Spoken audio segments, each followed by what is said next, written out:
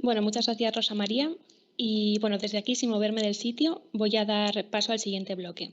El último bloque del foro lleva como título Más allá de los trastornos de la conducta alimentaria, experiencias en detección y acompañamiento terapéutico. Doy paso a Sara Bujalance, psicóloga especializada en trastornos de la conducta alimentaria y directora general de la Asociación contra la Anorexia y la Bulimia como presentadora. Y Antonio Bulbena, catedrático en psiquiatría y director del Departamento de Psiquiatría y Medicina Legal de la Universidad Autónoma de Barcelona y director de docencia e investigación en el Instituto de Neuropsiquiatría y Adicciones del Parc de Salud Mental de Barcelona, quien moderará el coloquio en este bloque. Damos paso.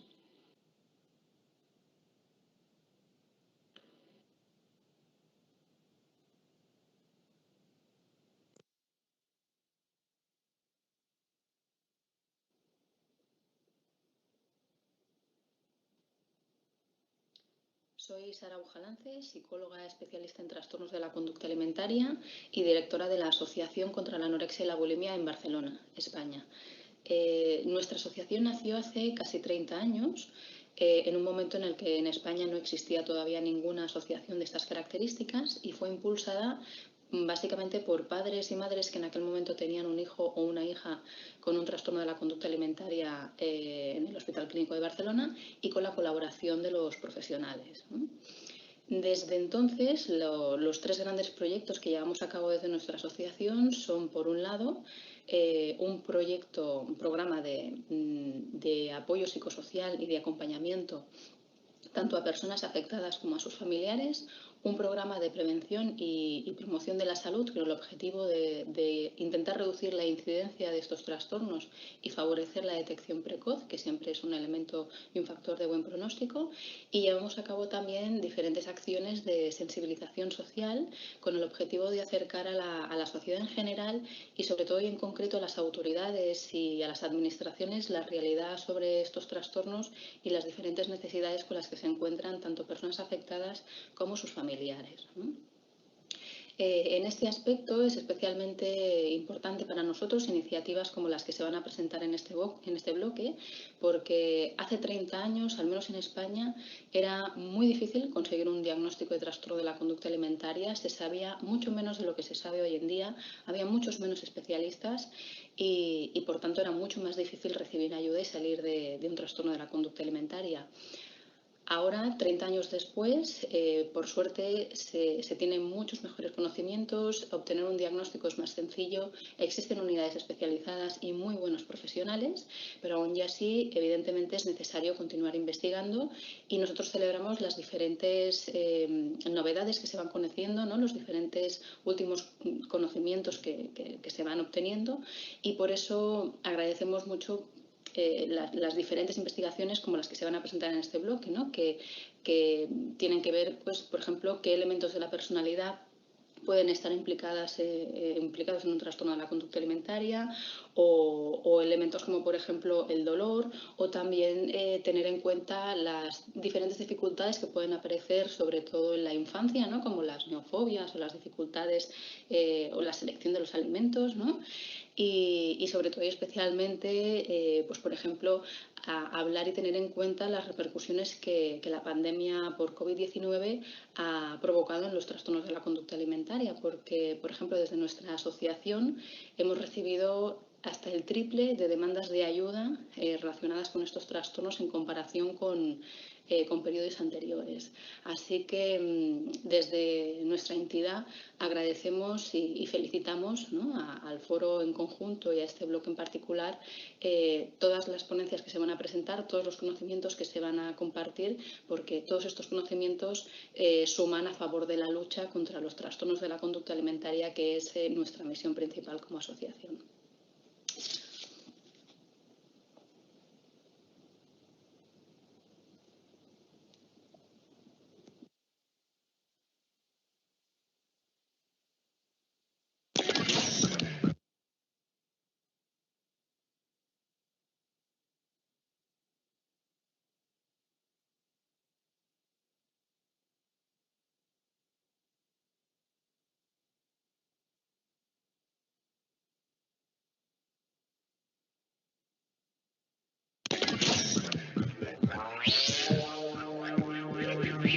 Magda Ronczynska, estudiante de doctorado en la Universidad Autónoma de Barcelona, con el título preliminar Response to Eating Disorder Treatment and Personality Profiles, programa de doble titulación Psicología y Neurociencias por la Universidad College London, Pierre and Marie Curie University, licenciada en Psicología y Neurociencias por la Universidad de Connecticut. Ha sido agente de soporte de servicio al cliente en Web Help Group, Google Partner Program Support, asistente de investigación en el Instituto Nacional de la Salud y de la Investigación Médica en París, Francia, profesora de inglés. Dentro de sus publicaciones podemos mencionar The Early Cognitive Development of Children at High Risk of Developing an Eating Disorder, además de Comparing the Personality Traits of Patients with an Eating Disorder versus a Dual Diagnosis. Primer lugar con la ponencia en la modalidad oral, Personality Traits of Patients with an Eating Disorder, compared to patients with a dual diagnosis using the Temperament and Character Inventory Revise, en el cuarto Congreso Internacional de Investigación en Ciencias de la Salud en 2019 en Tabasco, México. Magda Ronczynska, creativa, organizada y pragmática. My name is Magda Ronczynska, and I am a PhD candidate at the Autonomous University of Barcelona. And for my PhD, I'm doing research regarding personality traits and eating disorders.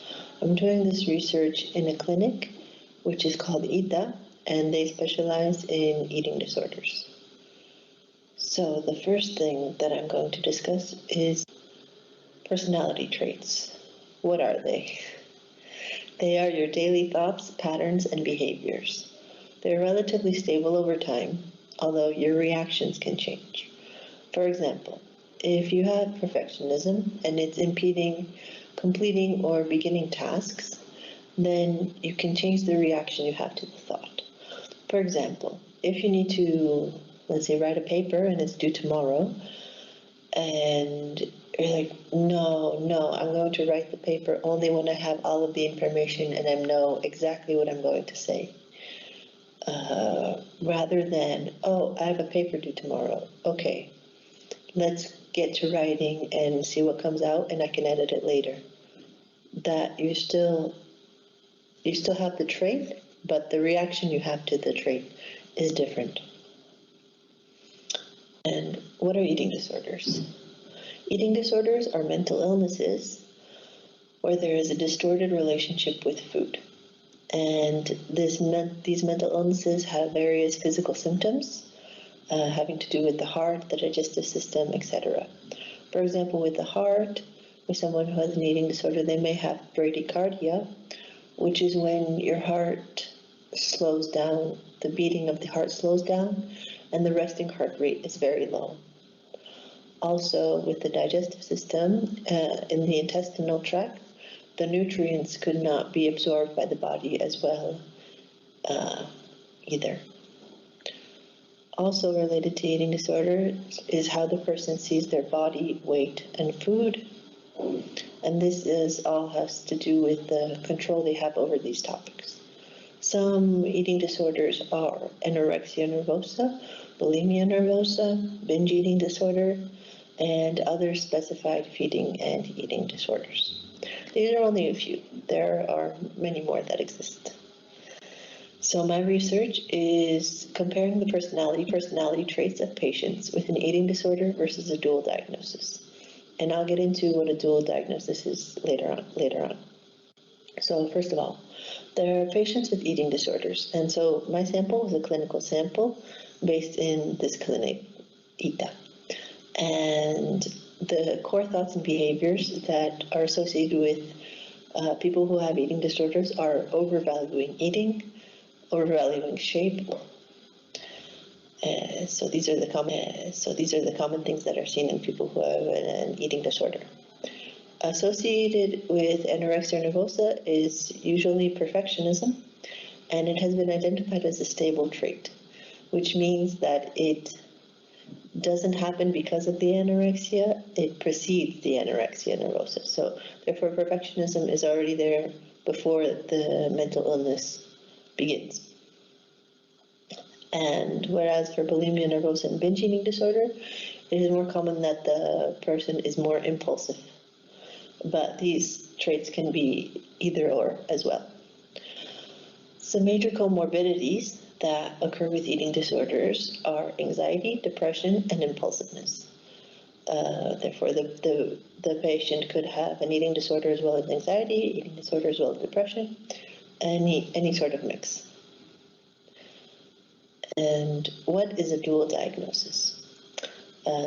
Dual diagnosis is someone who is a diagnosis for someone who has a mental illness, in this case, an eating disorder, as well as an addictive illness. So in this case, it would be an addiction to drugs or alcohol. Now, why did we look at people who are addicted to drugs or alcohol? It's because there is a high prevalence of substance use disorders. Substance use disorders are defined as an addiction to drugs or alcohol in this study. And there's a high prevalence of this in patients with eating disorders. And it can range from 22 to 50%. So you could see potentially half of the patients with an eating disorder also have a substance use disorder.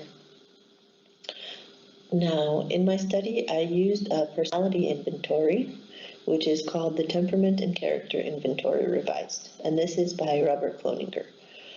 And there are two parts to it. There's the temperament part and the character part. And each part has scales associated with it. In this inventory, there are 7 scales. The first part, temperament, means that they are biologically based elements. They're moderately heritable, apparent early in life, and moderately stable across settings. In this case, associated with temperament is novelty seeking, harm avoidance, persistence, reward dependence. Whereas character is defined as the reflection of the development of the individual through experiences. So how they interact with other people throughout life. And these scales are self-transcendence, self-directedness, and cooperativeness. Now, each of these scales also have subscales, but we won't go into that now. But just for your general knowledge, it's a very vast inventory. And in this study, we found that the eating disorder group had higher scores compared to the dual diagnosis group. They had higher scores in harm avoidance and cooperativeness, whereas the dual diagnosis group had higher scores in novelty seeking. Now, these were the traits that differed the most between the two groups, novelty seeking, harm avoidance, and cooperativeness. And this was interesting to note because we could clearly see differences between the two groups. And this could help us in the future. So why did I do this research? It is to improve the clinical treatment, which is related to their personality profile. Therefore, if a patient comes into a clinic and they are assessed on their personality profile, there could be a certain type of therapy that could be created to help them for this type of personality profile. It provides a greater understanding of the individual holistically. And the main differences that were found between these two groups may allow for potential new avenues of treatment. So if you have any questions, you can let me know by sending me an email. My email address is magdajulia.roshinska@uab.cat. So I'll spell it out. MAGDAROSHINSKA@uab.cat. And thank you for listening, and I hope you have a great day. Bye. Carolina Baeza Velasco, profesora titular de psicopatología en el Instituto de Psicología de la Universidad de París e investigadora en el Departamento de Urgencias Psiquiátricas y Cuidados Agudos del Hospital Universitario de Montpellier. Es psicóloga clínica de profesión, egresada de la Universidad Nacional Andrés Bello, Santiago de Chile. Realizó un máster y un doctorado en psicopatología en la Universidad Autónoma de Barcelona. Obtuvo la habilitación a dirigir investigación en la Universidad París Descartes. Su experiencia experiencia profesional. Incluye colaboraciones clínicas y de investigación en diversas instituciones de salud en Chile, España y Francia. Sus principales intereses en investigación son el estudio de aspectos psicosociales asociados a los trastornos del espectro de la hiperlaxitud y el ajuste psicológico de personas con dolor crónico y trastornos funcionales.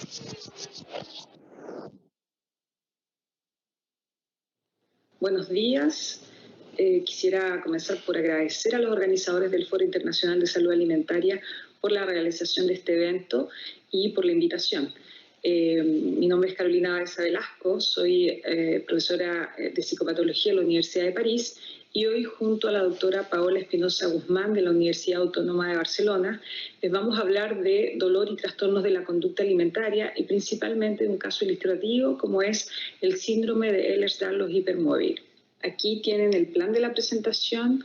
Yo voy a comenzar por hablar de Ehlers-Danlos y los problemas alimentarios asociados y luego Paola les va a exponer un caso clínico y un modelo de comprensión más las perspectivas clínicas y de investigación en este tema.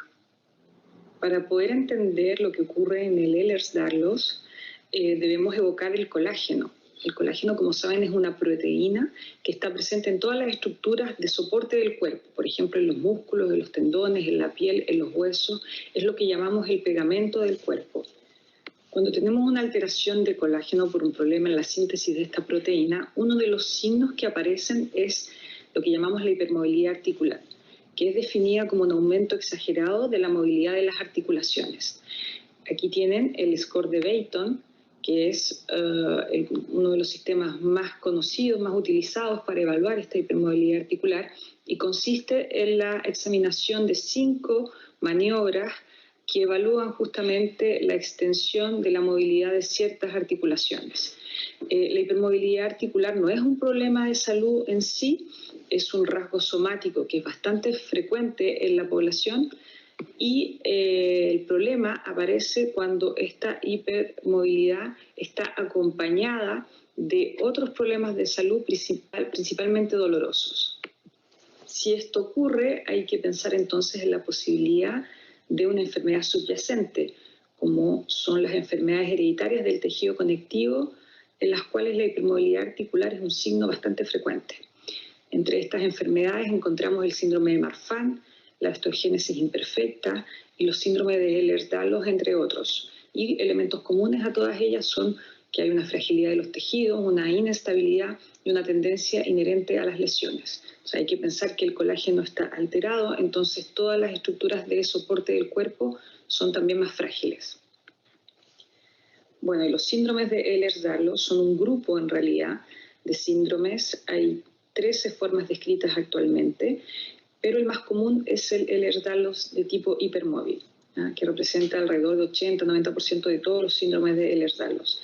Este es un cuadro multisistémico y heterogéneo. No hay un paciente que se parezca a otro en la presentación clínica. No hay hasta ahora marcador biológico o un test biológico confirmatorio del diagnóstico, por lo que este sigue siendo clínico, lo que también dificulta su reconocimiento. Entonces observamos que el retraso en el diagnóstico a veces va más allá de los 10 años. Es un síndrome que es bastante incapacitante y no tiene cura. El tratamiento es sintomatológico.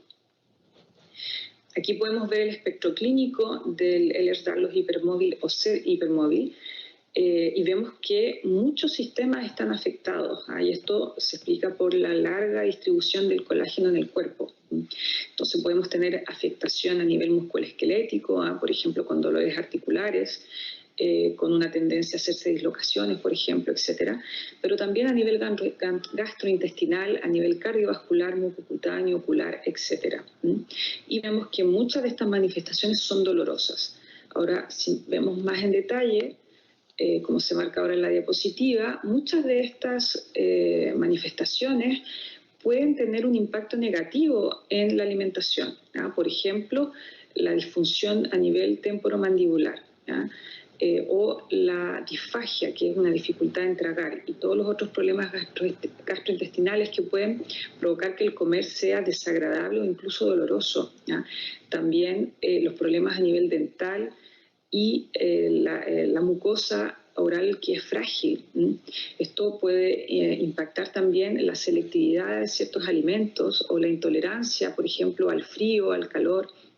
Aunque vemos que todas estas manifestaciones, o que muchas de estas manifestaciones pueden, como yo decía, impactar negativamente los comportamientos alimentarios y también la nutrición. Un caso ilustrativo es el de una mujer de 18 años recientemente diagnosticada con el síndrome de Ehlers-Danlos hipermóvil. Cumplía los criterios de Brighton, tanto los mayores como los menores, también su madre y su hermana. Presentaba dolor crónico, piel delgada y moderadamente hiperextensible y deslocaciones frecuentes de su articulación temporomandibular, con lo cual tenía dificultades frecuentes para la ingesta de alimentos. Otro aspecto importante que tenía ella como síntomas, ¿no?, es intolerancia alimentaria, problemas gastrointestinales, como dolor abdominal, constipación, flatulencia, disfagia, reflujo gastroesofágico y náuseas. Estos aspectos son de mencionar, son importantes y destacados porque tienen relación, ¿no?, con la dificultad para ingerir alimentos. Esta persona señalaba que le costaba, sentía su propia saliva cuando tragaba, los trozos de comida, también los sentía cuando bajan por la garganta y también masticar le provocaba dolores de mandíbula y cara. Actualmente esta joven vive sola, presenta un nivel de autonomía fluctuante porque frecuentemente usa un bastón para caminar y muchas veces deja de asistir a sus compromisos académicos, ¿no?, por estos síntomas, ¿no?, que presenta. Consume regularmente cannabis para calmar el dolor, tiene una delgadez severa y sus familiares están sospechando una anorexia nerviosa, aunque ella niega que quiera perder peso. A nivel alimentario, ella tenía una importante selectividad de los alimentos, evitaba la alimentación, comer, ¿no? Comía muy lento y pequeñas cantidades, cortaba los alimentos en trozos muy pequeños. Esto hacía sospechar una anorexia nerviosa, pero también eran comportamientos esperados para un síndrome de Ehlers-Danlos hipermóvil. Después de realizar la evaluación diagnóstica, se descartó la presencia de una anorexia nerviosa y se confirmó fobia social. En la evaluación de la imagen corporal, se observó que tenía una percepción adecuada de su imagen corporal, que presentaba insatisfacción con su cuerpo, pero de una manera inversa a lo que ocurre con la anorexia nerviosa. Ella esperaba aumentar su talla, ella deseaba aumentar su talla y tener un cuerpo más voluptuoso o con más volumen. Durante la entrevista clínica pudimos constatar que presentaba miedos intensos e ideas catastrofistas, ¿no?, acerca de la alimentación. Nos explicaba que la mayoría de los alimentos y texturas son peligrosos para ella. Si come, por ejemplo, una hamburguesa, su mandíbula se dislocaría o temía que su estómago llegara a romperse. Se focalizaba bastante en la alimentación. Pensaba en la alimentación varias horas del día y cada comida o ida al supermercado tardaba realmente muchas horas, ¿no? Dedicaba mucho tiempo a ello. Los problemas alimentarios que empezaron a generar problemas a nivel de la esfera social, ¿no? Empezó a evitar situaciones por vergüenza de su manera lenta y complicada de comer, porque le surgieran, por ejemplo, flatulencias, náuseas o vómitos frente a otras personas, con lo cual ya evitaba ir a restaurantes y estar con otras personas en el ambiente de comida y celebración. Entonces la comida ya se empezó a asociar a experiencias que no eran placenteras. En esta diapositiva podemos ver los problemas frecuentes en el síndrome de Ehlers-Danlos hipermóvil que pueden contribuir a los problemas alimentarios y a la pérdida de peso. Este es un modelo de la doctora Carolina Baeza Velasco. Aquí podemos ver, por ejemplo, que las alergias e intolerancia alimentaria, los síntomas gastrointestinales, pueden relacionarse, ¿no?, con los problemas alimentarios. También esta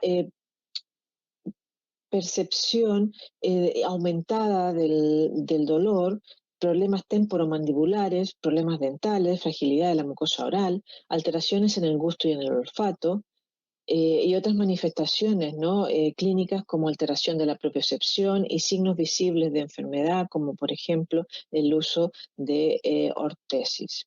En este modelo, la doctora Baeza nos explica cómo estas características del síndrome de Ehlers-Danlos podrían estar asociadas con un aumento de la dificultad para comer, una sensación dolorosa y con miedo al dolor, ¿no? Desarrollar este miedo al dolor que puede conducir a las personas que lo presentan a evitar los alimentos, a seleccionarlos y a desarrollar comportamientos alimentarios disfuncionales, como por ejemplo comer muy lento en pequeños pedazos.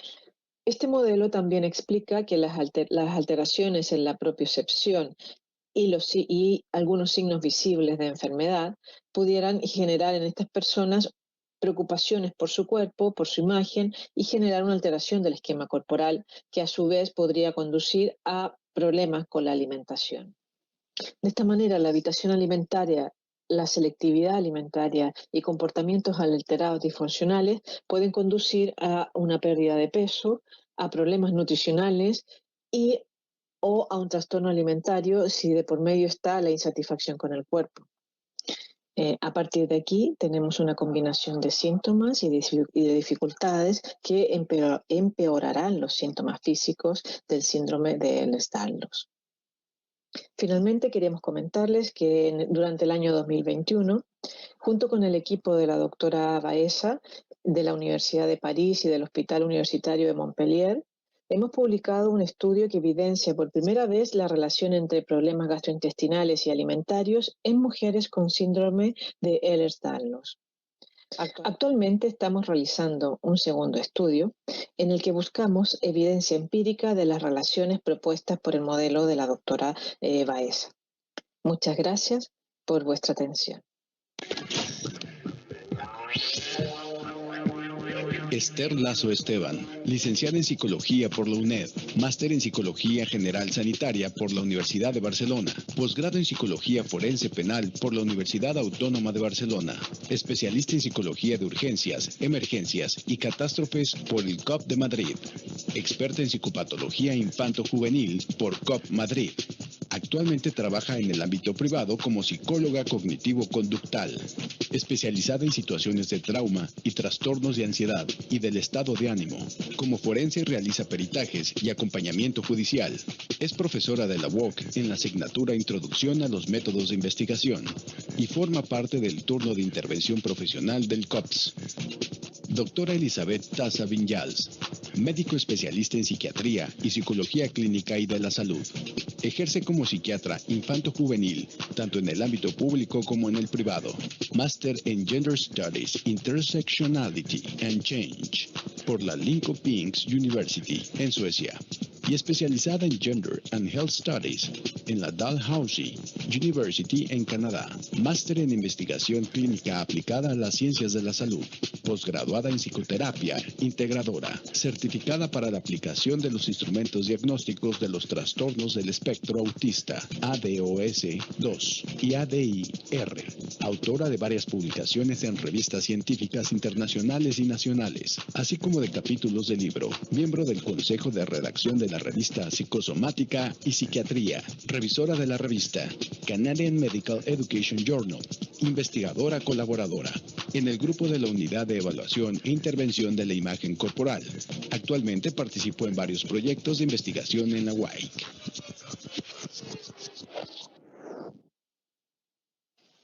Hola, soy Esther Lazo y vengo a presentaros el proyecto de investigación sobre malos comedores que estoy realizando junto a la doctora Paola Espinosa. Lo primero que nos planteamos es si estos malos comedores o comedores selectivos son producto de unos malos hábitos alimentarios o se trata de un rasgo temperamental. Revisando literatura, nos encontramos en el inicio con el conocido concepto de neofobia, que es el rechazo a probar por primera vez un alimento. Si bien es una situación que se resuelve en la mayor parte de los casos, algunas veces ese rechazo no es bien llevado en los primeros intentos alimentarios por parte de los padres y puede llevar a un problema de alimentación. de no querer comer más cosas. Pero no era esto lo que estábamos buscando. Lo que encontramos, leyendo más, es otro rasgo que nos resultó muy interesante, que era el food pushiness, que es el rechazo a la comida, a probar no solamente nuevos alimentos, sino después de probarlos, introducirlos dentro de la bolsa de alimentos que un niño puede comer. Es un rasgo que aparece, se expresa a partir de los 18 meses, que correlaciona bastante con la neofobia, pero que tiene algunas características, como por ejemplo, que está muy asociado al sistema inhibitorio de la conducta. Son niños, niñas, muchas de ellas, que cuando van a un sitio nuevo, pues les cuesta mucho explorarlos, les cuesta mucho alejarse de sus figuras de seguridad, que primero se muestran tímidas y calladas hasta que el entorno es controlado por ellas, entonces ya son más capaces de abrirse. La ansiedad que les genera el entorno social es el equivalente al asco que les genera la comida. En la evaluación, en la parte de evaluación, nuestro objetivo era discriminar las distintas tipologías. El menor, que no tenía ningún problema con la alimentación, aunque sus padres digan lo contrario. El menor que presenta problemas de hábitos alimentarios, obviamente, y el comedor selectivo. Para ello, consideramos imprescindible la entrevista tanto a cuidador como a menor para evaluar la evolución alimentaria del menor desde su nacimiento, el listado de alimentos, ya que los menores food eaters tienen una restricción elevadísima de los alimentos que ingieren, pudiendo ser 7, 10, 12 tipos de alimentos los que son capaces de ingerir. El registro de comidas nos ayuda a ver realmente lo que come y porque no siempre los cuidadores son realistas a la hora de evaluar la alimentación de un menor. Y a nivel psicométrico, además de un test de alimentación, nos interesaba ver este sistema BIS que tanto correlaciona con el food eater. Gusanos encebollados. ¿Os dan asco? A mí mucho. Son la sensación que estos menores tienen cuando se enfrentan a unos macarrones con tomate. Y cuando nos planteamos la intervención tenemos que pensar que esta es la vivencia que están teniendo nuestros sujetos. ¿Y cuál es la intervención? ¿Cuál es nuestro objetivo? Pues nuestro objetivo es que los menores incrementen los tipos de alimentos que comen y que son capaces de ingerir. La psicoeducación siempre es importante, esto lo sabemos todos. Los hábitos alimentarios tenemos la teoría de que a los menores que provienen de una mala gestión probablemente no sea necesario hacerles la intervención de exposición al alimento, pero sí que todos antes de llegar a la exposición deberíamos tener claro que nos hemos quitado los problemas de conducta alimentaria. La gestión emocional es importantísima porque el desgaste y el estrés emocional que traen estas familias es muy elevado y hay que reducirlo para llegar a la exposición, que es la parte más dura, ¿no? En la de, pensemos en los gusanitos, pues esto cada día hasta poder incorporarlo. Y hasta aquí, este es nuestro proyecto. Gracias. Bueno, muy buenas tardes. Yo soy la doctora Elizabeth Casas, psiquiatra infantil-juvenil. A continuación os voy a explicar desde un punto de vista clínico qué es lo que a mí me pertoca en esta segunda parte de esta charla, cuando se convierte todo lo que ha comentado Esther en un trastorno. Es aquí cuando os voy a hablar del Avoidant Restrictive Food Intake Disorder, o más conocido por sus siglas en inglés, el ARFID. El ARFID, bueno, parece que sea una cosa nueva, algunos dicen esto es picky eating. Bueno, aquí os dejo este texto del compositor francés, Éric Satie, escrito en el 1913, que nos deja claro que el ARFID como condición ha existido desde hace mucho tiempo.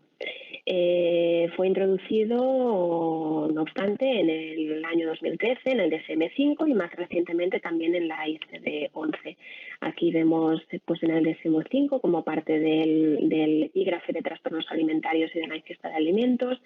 ¿Qué es el ARFID? Pues bien, en el ARFID encontramos una falta de interés aparente por comer o alimentarse, una evitación a causa de características organolépticas de los alimentos, texturas, olores, sabores, una preocupación acerca de las consecuencias repulsivas de la acción de comer, como por ejemplo podría ser el vomitar después o las sensaciones de malestar gástrico, que se pone de manifiesto en el fracaso para cumplir unas adecuadas necesidades nutritivas y energéticas. ¿Y cómo corroboramos esto? ¿Cómo objetivamos esto? Pues en forma de pérdida de peso significativa, un fracaso en el crecimiento, un fallo de medro, deficiencia nutritiva significativa, dependencia de alimentación enteral o interferencia importante en el funcionamiento psicosocial, que casi siempre existe. No se explica mejor por factores ambientales o culturales y, muy importante, no se produce exclusivamente en el curso de una anorexia nerviosa o una bulimia nerviosa y no hay pruebas de que exista un trastorno en la forma en la que uno mismo experimenta el propio peso o constitución, es decir, un trastorno de la imagen corporal. No se puede atribuir a otros posibles causantes y debe de existir en una gravedad suficiente para poder ser diagnosticado. Aquí en este cuadro podéis parar la grabación si lo necesitáis. Comparamos el ARFID con los trastornos alimentarios que habitualmente conocemos, la anorexia nerviosa, tanto la restrictiva como la purgativa, la bulimia nerviosa, el trastorno por atracón y el trastorno por purgas puro. Bien, cuando he leído la definición ya hemos empezado a imaginar que habría tres presentaciones, por así decirlo, del ARFID. Hay que matizar que no se trata de subtipos o endofenotipos oficialmente establecidos, pero sí que el DSM nos habla de estos tres prototipos de paciente, digamos, el temeroso evitativo, el sensorial y el que cursa con desinterés. La neofobia es un concepto que los atraviesa a los tres. Pueden encontrarse obviamente en relación y no como entidades separadas. Este estudio me parece muy relevante porque comparó a pacientes con ARFID versus pacientes afectos de anorexia nerviosa, bulimia nerviosa y trastorno por atracón, encontrando que los niñas con ARFID eran más jóvenes, había más género masculino, más síntomas físicos previos al diagnóstico, se encontraban en el momento del diagnóstico en un peor estado nutricional y también se registró una mayor duración de la enfermedad. Cuando tenemos ya diagnosticado a nuestro paciente, ¿qué es lo que hacemos? El abordaje terapéutico. Pues bien, habrá que trabajar a nivel sistémico, una intervención centrada en la familia. Habrá que trabajar a nivel psicológico con herramientas cognitivo-conductuales con el paciente y en algunos casos será necesario instaurar psicofármacos de forma adyuvante.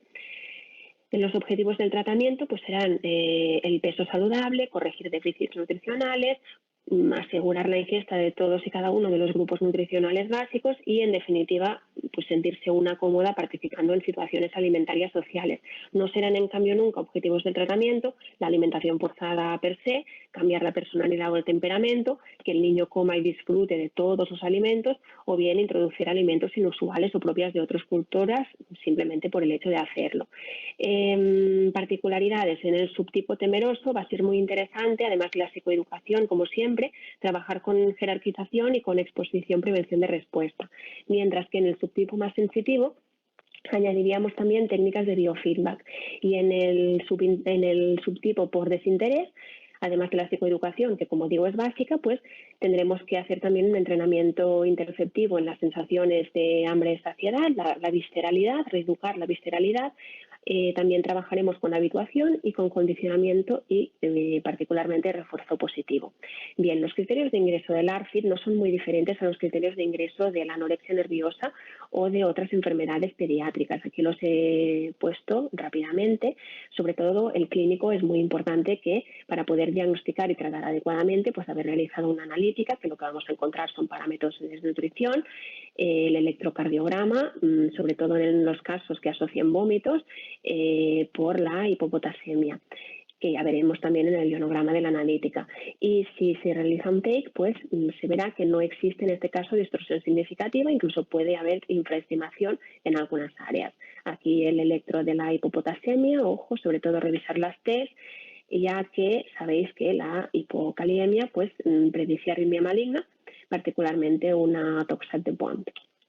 Y bien, os dejo mi email por si hay alguna duda y muchas gracias por la atención. Un abrazo.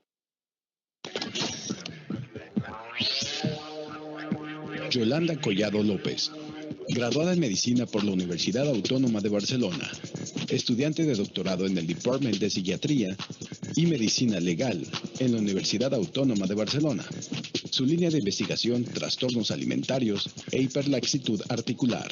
Dentro de sus publicaciones podemos mencionar Clinical Case Report, Ehlers-Danlos and Eating Disorders, publicada en el Ehlers-Danlos Society Echo.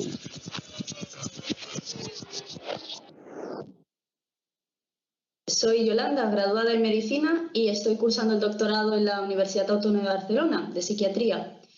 Bien, primero de todo voy a agradecer la oportunidad de estar hoy aquí a los coordinadores del segundo Foro Internacional de Salud Alimentaria, porque me da la oportunidad de compartir con vosotros unos breves minutitos sobre la laxitud articular y el trastorno de alimentación de ARFID. De hecho, un tema muy novedoso que espero que os guste tanto como me gusta a mí. Bien, os voy a explicar cómo he repartido, he puesto las diapositivas, ¿vale? Lo primero de todo os hablaré sobre la laxitud articular y os explicaré las características que la definen. Y os hablaré también de la relación de la laxitud articular con otras psicopatologías. Bien, os hablaré un poquito también de la literatura científica que hay sobre ello, para luego conectar directamente con el trastorno de alimentación de ARFID, ¿vale? Además, también os expondré algunas pequeñas pinceladas sobre el estudio que hemos realizado desde el departamento, precisamente de esta relación entre la laxitud y el trastorno de alimentación de ARFID, ¿vale? Bien, empiezo un poquito con la laxitud articular y os doy cuatro pinceladillas sobre lo que significa, lo que es, ¿vale? Y hay que tener en cuenta que es un trastorno, que es una alteración hereditaria del tejido conectivo, por lo que pasará de familias, ¿no? Pasará de padres a hijos hasta en un 75% de los casos, es decir, que su tasa de heredabilidad es muy alta. ¿Y en qué se caracteriza? Pues bien, tenemos que hay una mayor distensibilidad de los movimientos pasivos y una mayor flexibilidad de los movimientos activos. Para que nos hagamos una idea, es aquellas personas que son capaces de hacer auténticas barbaridades con los brazos, de ponerlos aquí, de ponerlos allá, o que se tuercen los tobillos mucho, ¿vale? Esto sería como lo más característico que se puede ver así a simple ojo, ¿vale? Pero ¿qué pasa? Que hay diferentes grados de laxitud articular.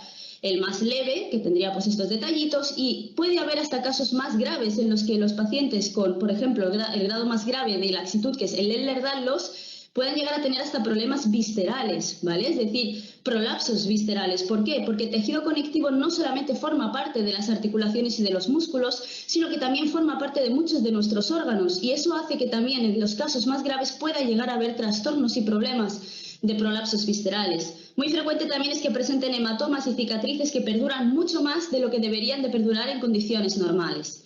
¿Cuál es el problema? Que es un trastorno que es muy frecuente en la población. De hecho, se estima que el 15-20% de la población tiene algún grado de laxitud articular, pero pasa desapercibido. De hecho, apenas casi nunca se suelen diagnosticar, a no ser que lo vayas a buscar de forma muy concreta, ¿vale? Es importante tener en cuenta esto, pero también es importante tener en cuenta la conexión que hay entre la laxitud articular y la psicopatología, es decir, los trastornos relacionados con la psique o la mente, esta conexión entre lo que es físico y lo que es mental. De ello nos habla muy bien el doctor Bulbena, eminencia en psiquiatría, que fue el primero que se dio cuenta que había esta conexión, ¿vale? ¿Y cómo se dio cuenta? Pues bien, el doctor Bulbena en sus diagnósticos, en muchos de los diagnósticos que hacía de ansiedad, se dio cuenta que en paralelo también existía este diagnóstico de la laxitud articular en muchos de sus pacientes y empezó a estudiar y a profundizar. Y de hecho, generalmente nos definió, como os voy a mostrar en la siguiente diapositiva, lo que se conoce como el fenotipo neuroconectivo. El fenotipo neuroconectivo yo lo veo más bien como el pegamento que nos une. Muchas cosas que parecían dispersas nos las une todas. Y el punto, el nexo en común es la hiperlaxitud articular. ¿Qué quiero decir con esto? Que la laxitud articular se ha visto que en muchos de estos pacientes además se presentan otras muchas características que no son más bien físicas, sino que son más bien mentales. Se ha visto que estos pacientes suelen tener una mayor percepción de las sensaciones corporales internas. Por ejemplo, son pacientes que muchas veces dicen que cuando se van a dormir se escuchan los latidos del corazón o escuchan los rugidos de hambre con mucha más severidad que los pacientes normales o los pacientes, digamos, que no tienen esta condición, ¿vale? Son además pacientes que suelen tener asociados muchos trastornos de ansiedad, especialmente agorafobia, trastornos de ansiedad por separación, de forma más acusada que lo que se presenta en la población común, ¿vale? Y esto generalmente nos lo definió el doctor Bulbena con este esquema maravilloso que se puede ver claramente toda la relación, es muy gráfico, ¿vale? Y se llama fenotipo neuroconectivo, ¿vale? De nuevo, el pegamento que nos une varias características en el centro que sería la laxitud articular, ¿vale?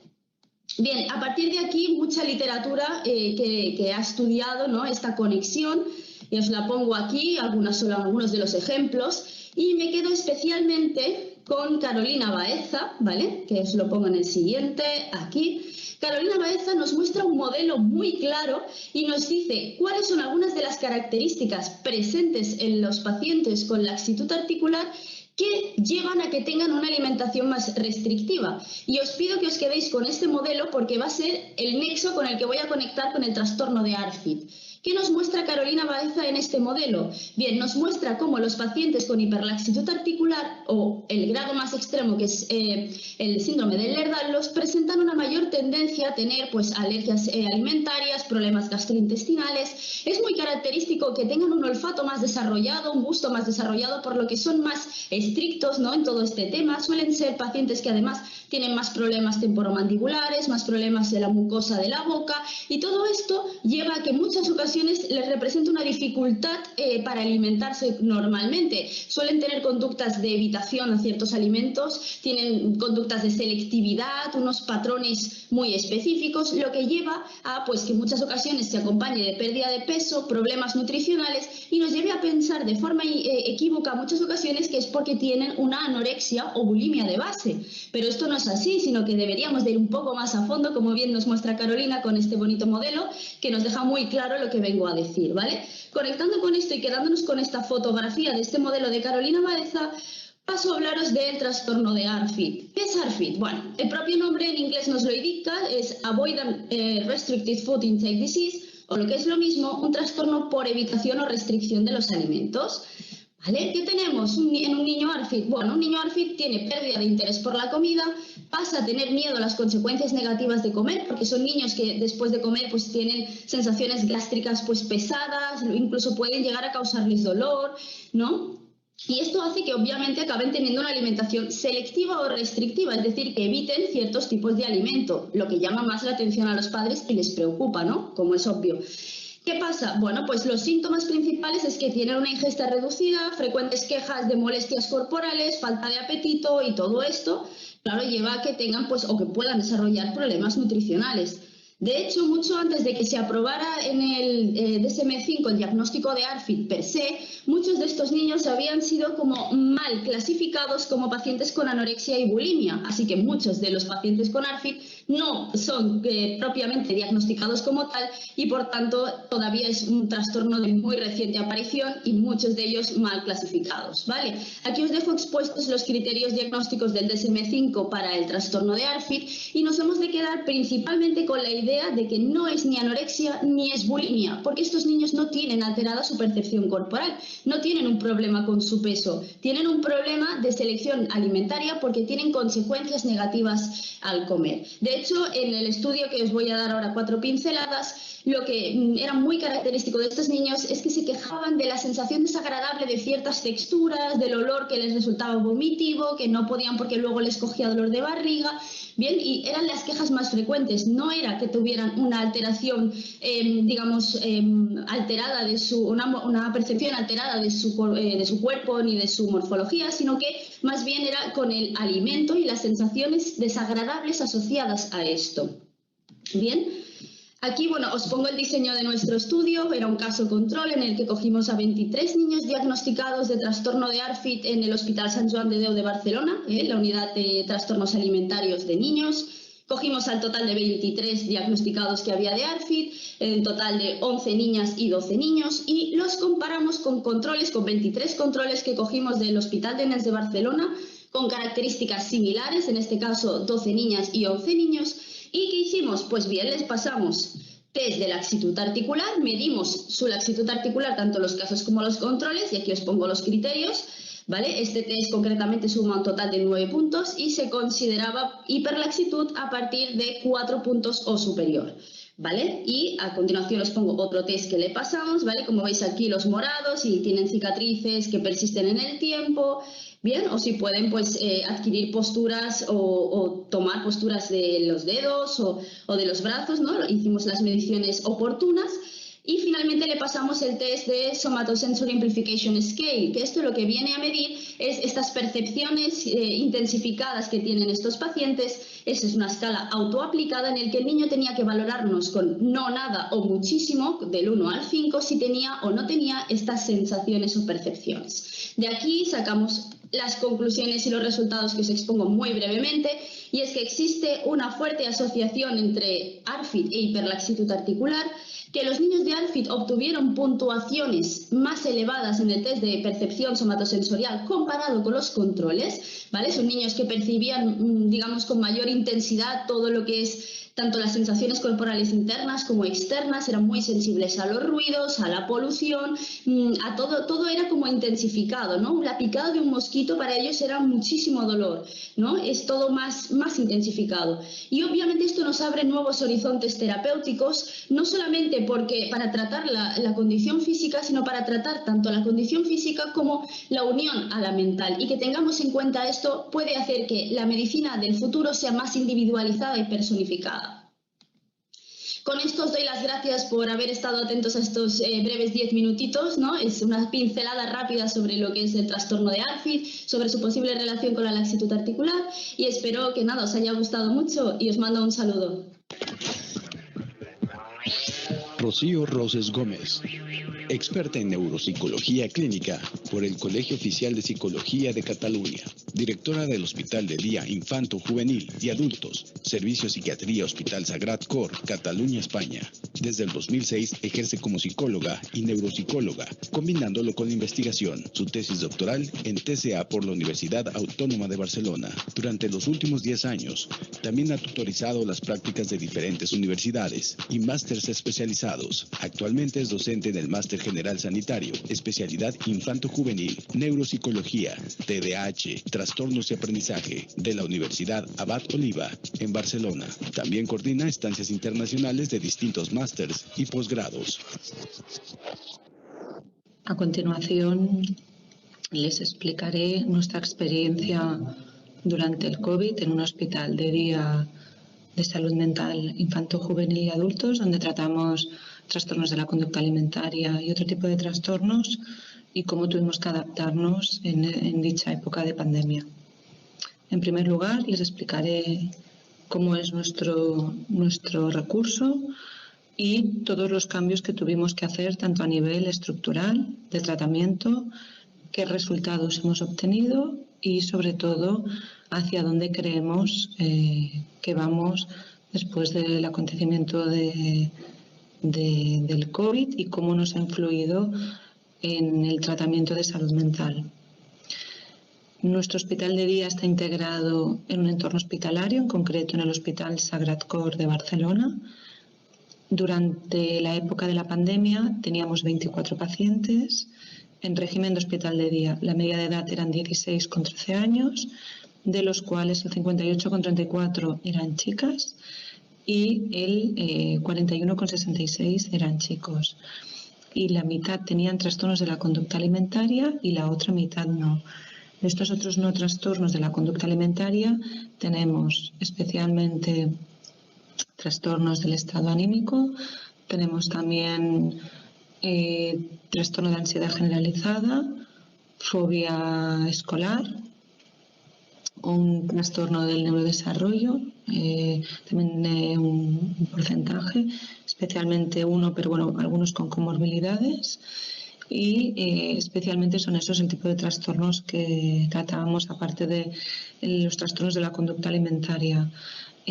Comentar que como criterio de exclusión para poder hacer tratamiento es cumplir criterios de trastorno de conducta grave, que en este caso no hacen tratamiento en nuestras instalaciones. Unos datos muy breves vinculados con los trastornos de conducta alimentaria. Me gustaría hacer especial hincapié como de la prevalencia global vemos como una mayoría son mujeres, el 8,4, respecto a los hombres un 2,2. La prevalencia especialmente en adolescentes, como tenemos de 3,3 a 5,5 en adolescentes de 12 a 20 años. Creo que además es el grueso que tenemos en nuestro hospital de día. La franja más baja eran 13 años y la franja más alta 20, entonces, por tanto, está ahí toda nuestra población que hacemos referencia en este trabajo, y vemos cómo pues sabemos que de hecho en adolescentes es el trastorno mental más frecuente.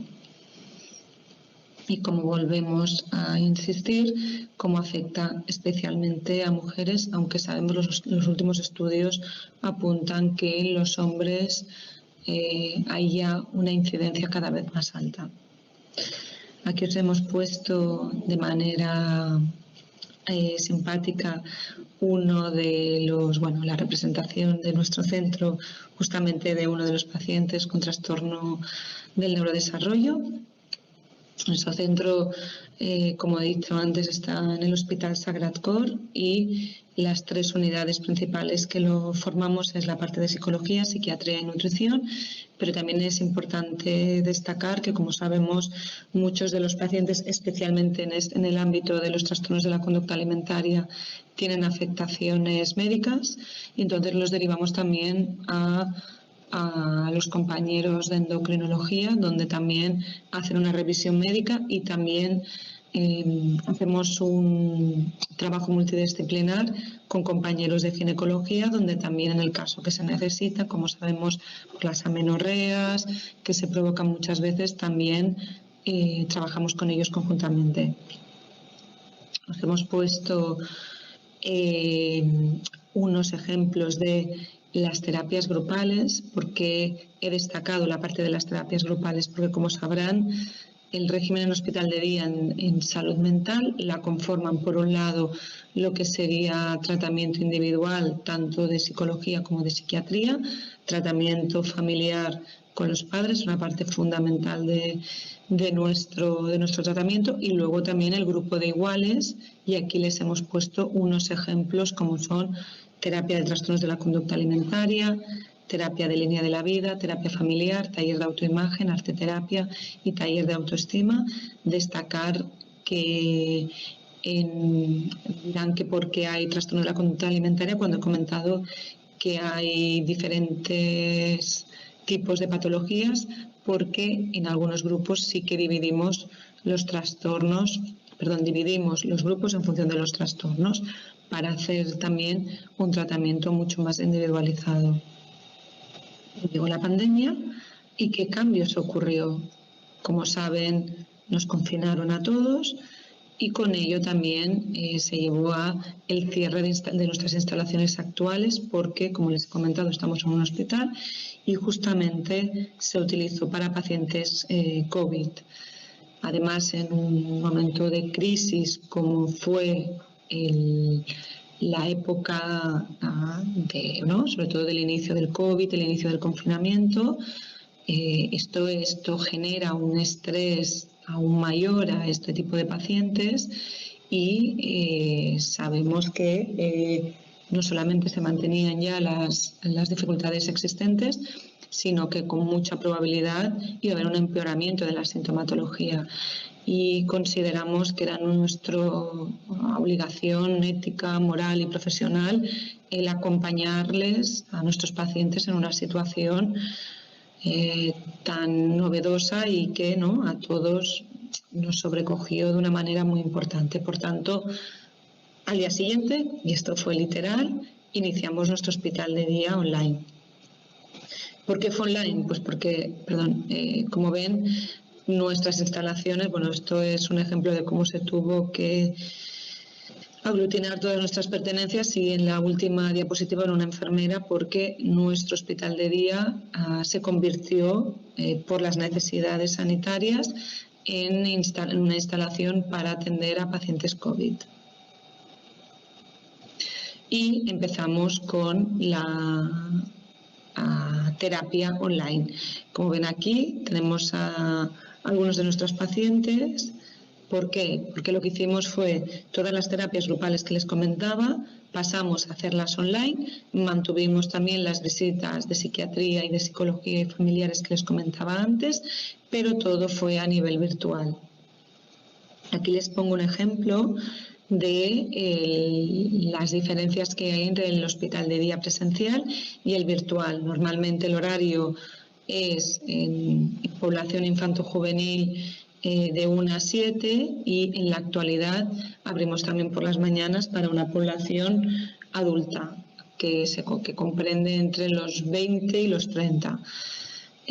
Pero en ese momento la población que atendíamos era solo infanto-juvenil, con el horario que digo de 1 a 7.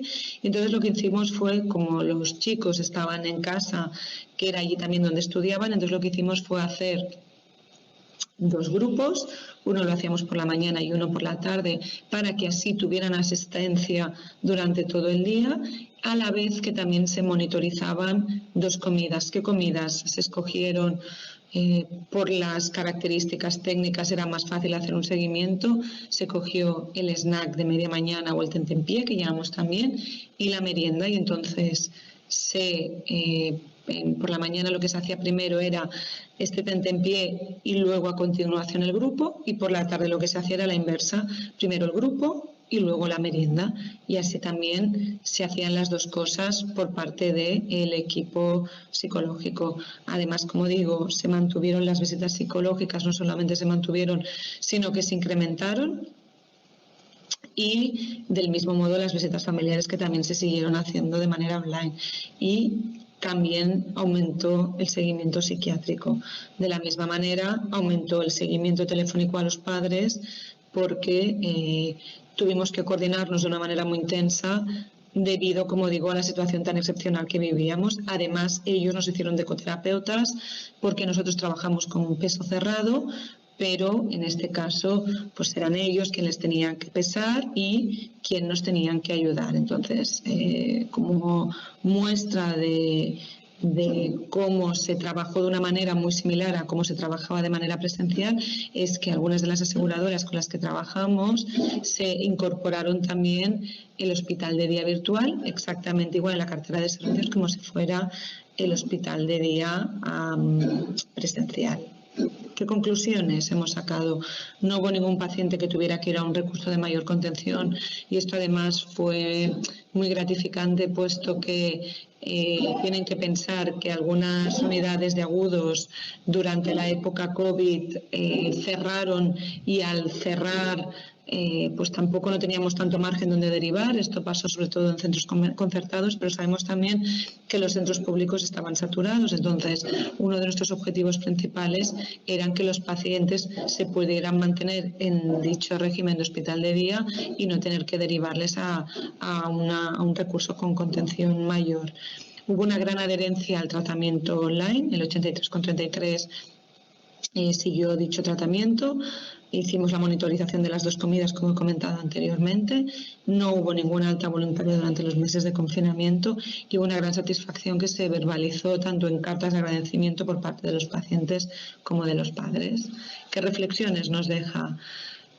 A raíz del COVID sabemos, ¿no?, la alteración que hubo de las rutinas, que también afectó a nivel alimentario, y también la parte emocional y de ansiedad también sería afectada. Ha aumentado el número de pacientes por 2. la coexistencia de la terapia online en consultas externas. Nosotros nos reincorporamos totalmente en septiembre del 2020 y ha incrementado un 20% las visitas online, por tanto hay un crecimiento exponencial de la telemedicina y la necesidad de seguir evaluando y analizando la efectividad de dicha terapia online. Creemos que aún ha pasado poco tiempo, pero lo que sí que estamos viendo por la adherencia que hay al tratamiento también en este tipo de terapia, como los resultados que se han dado, nos está dando buenos resultados. Ya nos falta acabar de medirlo para poderles explicar, ¿no?, también con datos, todos estos cambios que estamos observando en nuestra práctica clínica. Quedo a la espera de cualquier comentario y les dejo aquí mi mail. Muchísimas gracias por su atención.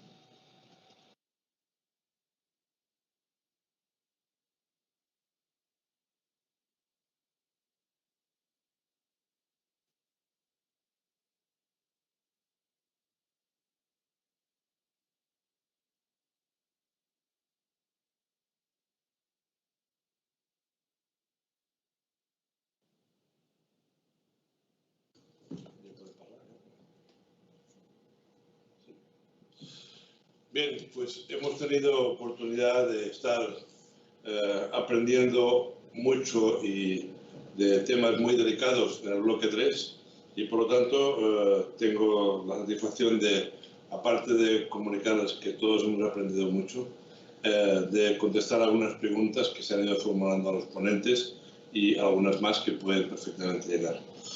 Empezaremos precisamente por la doctora Magda Rosinska, que nos acompaña aquí. Y la pregunta es, ¿piensas que si hubieran más personas en los grupos, habría salido más diferencias en los rasgos de personalidad? Hola, sí, gracias. Sí, yo pienso que sí había más gente en los dos grupos que yo he estudiado, que estaban los de trastornos alimentarios y la patología dual, que habían más conocimiento de los rasgos de personalidad de cada grupo y que podemos también tener las cosas para crear un tratamiento mejor con los pacientes. Perfecto. Bien, no sé si la doctora Carolina Baeza está conectada. No la vemos. ¿Está conectada la doctora Baeza? Sí, aquí está. Muy bien. Muy bien, doctora Carolina Baeza, que es una de nuestras representantes de este mundo en Francia y ha conquistado Francia. Y por lo tanto, ya que ha conquistado Francia, pues tenemos mucho gusto en preguntarle y que nos enseñe un poco más. Y el tema es si hay casos de esta problemática mencionada, en este caso de la hiperlaxitud, en personas no con infrapeso, sino con sobrepeso u obesidad. Sí, bueno, agradezco la pregunta. En los estudios que hemos hecho en personas con Ehlers-Danlos, efectivamente vemos, primero que nada, una alteración del índice de masa corporal. O sea, hay muchas personas que tienen una alteración del índice de masa corporal y esto lo vemos en los dos extremos. Es decir, gente que tiene infrapeso, que es lo que presentamos en la presentación nuestra, y nos concentramos con esta sospecha de la anorexia, pero también vemos el otro polo, es decir, personas que están con sobrepeso. Pero pensamos, no lo hemos estudiado todavía, pero pensamos que estas personas tienen otro perfil. Ahí vemos más esto frecuente que vemos en las personas con dolor crónico, en donde hay también menos movimiento, etcétera, que lleva también al sobrepeso. Quedaría estudiar si esto se vincula también con bulimia, por ejemplo, ¿ah? Pero sí, vemos sobre todo esto del índice de masa corporal alterado.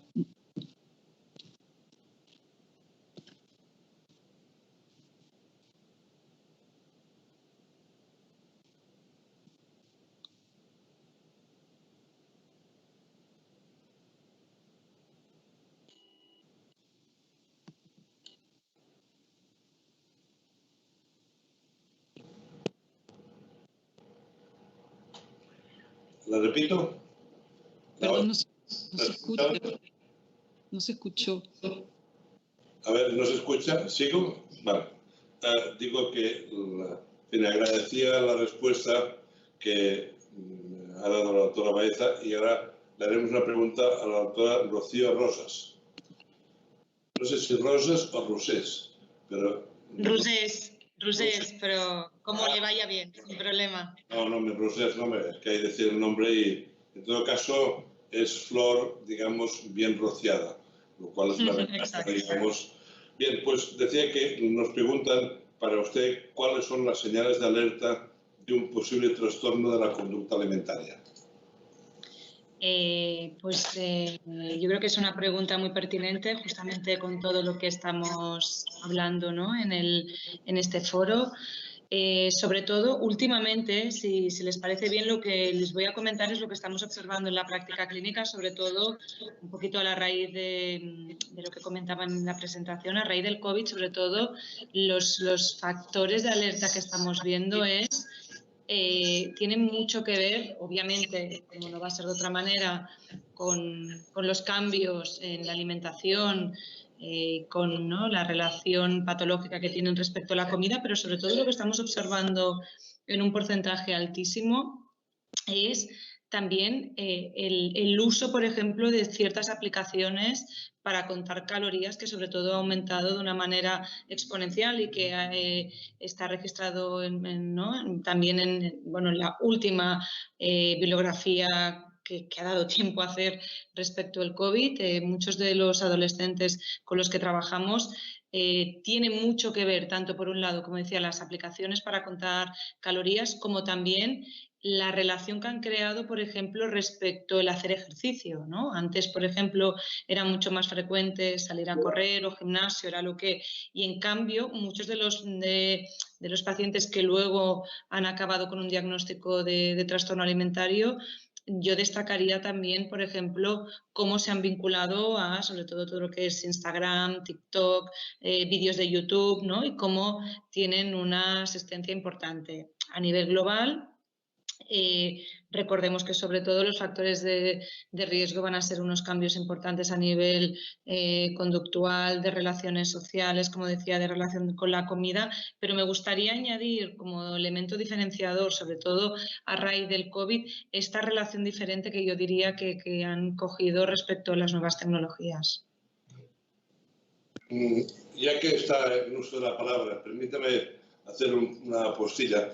Cuando durante el COVID se ha estudiado y se ha visto el consumo, por ejemplo, de alcohol o de tabaco, ha visto que hay un 30% que reducen drásticamente, pero hay un 20% que lo aumentan. ¿Este fenómeno bimodal ha ocurrido con los trastornos de la conducta alimentaria o ha habido más bien un aumento? Lo que me decías, perdón, que no sé si lo he escuchado bien, si ha habido un aumento, me ha preguntado, ¿verdad? Sí, le decía que en algunas otras cosas, como por ejemplo en el alcohol y en el tabaco, se conoce que ha habido dos grandes respuestas. Una reducción, por una parte, y esto ha dado un porcentaje entre un 20 y un 30%, pero en cambio se ha visto un 20% de mayor consumo. Entonces, estos, vamos a los trastornos de la conducta alimentaria, esa bimodalidad se ve, o más bien ha sido el aspecto restrictivo. Exacto, sí. Lo que hemos observado es, bueno, como muchas veces pasa en la evolución de los trastornos alimentarios, ¿no? Que en muchos casos se ha empezado con una restricción, pero que luego ha habido, ¿no? Ciertos atracones después debido, sobre todo, a esta restricción que acompañaba también a este ejercicio que le comentaba antes, promovida muchas veces también por toda la información que les llegaba de manera constante. Me explico, al final, yo lo que creo es que durante el confinamiento se han dado conductas de evitación del malestar. Por eso yo creo el aumento que usted comentaba también, ¿no? Del abuso de alcohol, etcétera, etcétera. Y creo que a nivel alimentario se ha visto mucho. Es decir, esta ansiedad, este malestar, se ha canalizado, como digo, primero muchas veces intentando reducir la ingesta, y la mayoría de pacientes que tratamos ya había una insatisfacción de base, pero el confinamiento no ha sido el factor desencadenante, pero sí que es cierto que al final lo que han aumentado, diría yo, han sido las conductas de evitación del malestar. Por eso, entre otros datos, ¿no?, en urgencias como hospitales como San Juan de Dios, infanto-juvenil, ha aumentado en 27% los intentos autolíticos, porque también es una manera, obviamente nada adaptativa, pero de evitar ese malestar y lo que estamos viendo mucho en la práctica clínica, cómo está aumentando todo ello. O sea que en ese sentido creo que le he contestado, si no me lo dice, por favor. Me ha contestado perfectamente. Muchas gracias. Muchas gracias. Bien, ahora pasamos la palabra a la señora Esther Lasso y Elizabeth Tasa en relación a la ARFID, a este trastorno de la alimentación de tipo selectivo, y nos preguntan dos cosas muy asociadas.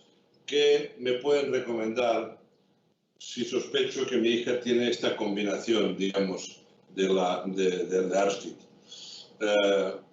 Yo añadiré algún comentario de la combinación con el Ehlers-Danlos, pero si son tan amables, hablen de la detección temprana en estos casos del ARFID. Para Esther Lasso y Elizabeth Tasa.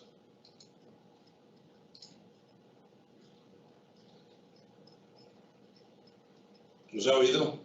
Hola, bueno, no sé si quiere contestar Esther o si no contesto yo misma. Aproveche que tiene usted el micrófono. No sé qué pasa, aprovéchelo. Bueno, a ver, yo entiendo que esta es una pregunta de un padre o una madre que tras haber escuchado las características del ARFID, pues que están preocupados, ¿no?, de que su hijo o hija no simplemente sea un comedor selectivo, digamos, sino que estemos hablando de un trastorno. Estaríamos hablando de que existe una malnutrición en esta criatura. En este caso, yo lo que le recomendaría es que que consultara con su pediatra de cabecera, que es quien mejor puede evaluar sobre todo el estado orgánico del niño o la niña, y si en el caso de que su pediatra lo considere oportuno, pues que tramite la derivación al CESMIG, y a partir del CESMIG pues se puede derivar a unidades especializadas.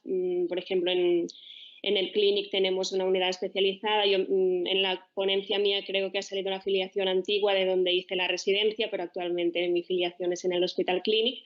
Allí tenemos una unidad de trastornos de la conducta alimentaria y vemos ARFIDs que los mandan sobre todo los pediatras o los psiquiatras de CESMIG, más raramente otros especialistas, digestólogos y tal.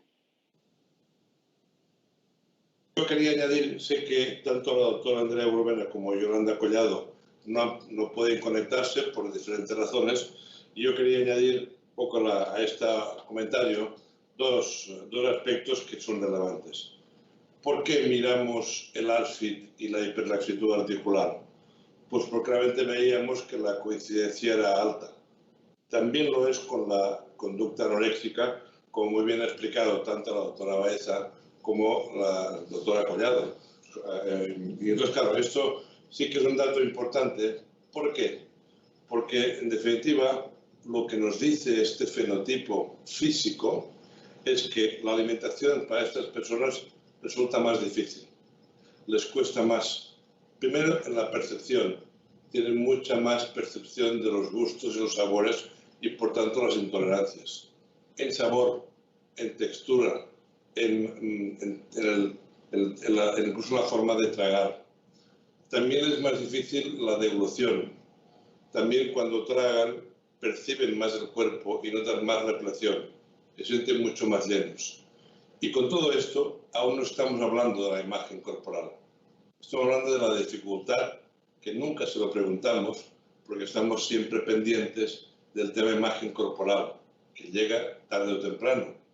Pero antes de la imagen corporal, lo que hemos encontrado es que tanto los casos de anorexia como los casos de ARFID a menudo tienen esta característica somática que le hace más difícil la alimentación. Por lo tanto, aparte de derivar a unos centros u otros, a la hora de entender estos casos, es importante saber preguntar y saber explorar esta característica física muy asociada a este trastorno, que en definitiva nos está hablando de su cuerpo, no de la imagen, sino de su cuerpo. Perciben más el cuerpo, perciben más el tragar y perciben más los dolores, como bien ha explicado la doctora Baeza. Por tanto, yo quería que, además en esta mesa, para los que nos escuchen, que sepan que hay que también explorar bien este cuerpo, porque ahora ya sabemos que esta curiosa enfermedad del Ehlers-Danlos, que ya hace años que algunos estamos trabajando, la primera cuestión que tienen es que son muy sensibles, también visceralmente. Segundo, que son más ansiosos, o sea, anticipan más. Y tercero, suelen ser buenos guerreros, por tanto no se peleen directamente unos con ellos, hagan otras cosas. Lo digo porque son tres aspectos que sabemos que en el fenotipo esto va así. Pero lo digo porque esto es de las cosas que hemos encontrado en esta asociación, y en los ARFID que miramos nos llamó la atención que eran niños que tenían una estatura algo menor, cosa que está descrita en este tipo de cuadros, el fenotipo es más fino y han crecido menos. Y esto es por la alimentación, es por el fenotipo, no sabemos, pero es una coincidencia que encontramos claramente. Bueno, ya he contestado esta parte, por tanto yo quería ampliarla y si quieren lo podemos hablar un poquito más. Más preguntas. Aquí hay una para Elizabeth Tasa que insiste, digo ya que está mirándonos así fijamente, pues la pregunta es un poco lo que decía antes, que decía, ¿cómo puedo actuar si veo a mi hijo que no quiere comer? Usted ha dicho que lo derivaría a otros sitios, pero antes de derivarlo, ¿qué haría? Porque claro, que lo derivemos a otros sitios está muy bien, pero los padres dicen, bueno, ¿y qué hacemos mientras tanto? Antes de derivarlos.